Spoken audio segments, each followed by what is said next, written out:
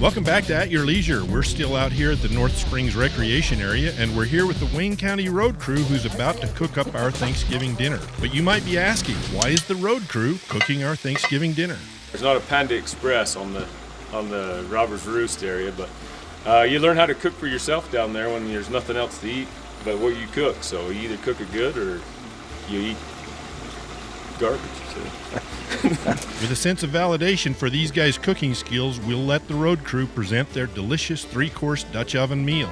So tell us what's on the menu today, Rhett. On today's menu, we're going to have honey mutton. It's honey lamb, honey mutton. What we got is every year we support our 4-H and our FFA kids in the community, and we go buy their stock as they take them to the shows and stuff like that. And we buy a couple of lambs and a pig every year from our local kids. But we got this honey lamb right here, and what we did is before we start, we put a little bit of honey in it, and then it takes about 3 hours to cook. And you bring it up, you boil it up, and you take it down, you keep adding water to it until that honey crystallizes inside the meat. Makes it really, really good.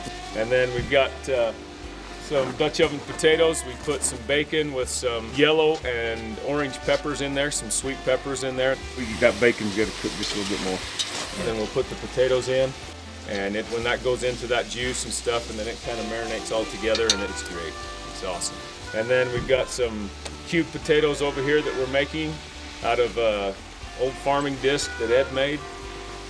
So anyways, it just kind of stirs in, and we put some seasoning on that. It's kind of some Italian seasoning with some Mediterranean seasoning, so it's really good. It takes a little while to cook, but it's really good. And then I've got an old Dutch oven that we're going to make some peach cobbler at the end for everybody out of an old Dutch oven that was handed down to me from a great friend of our family's. I use a yellow cake mix.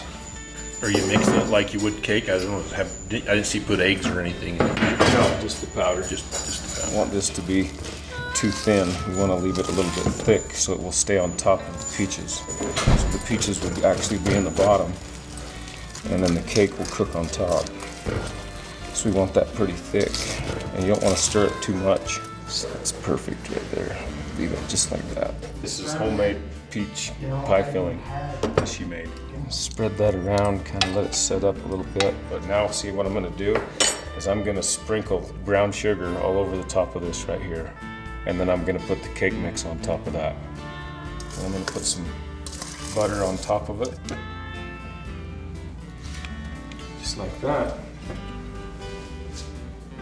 We'll go get my briquettes mounted everywhere.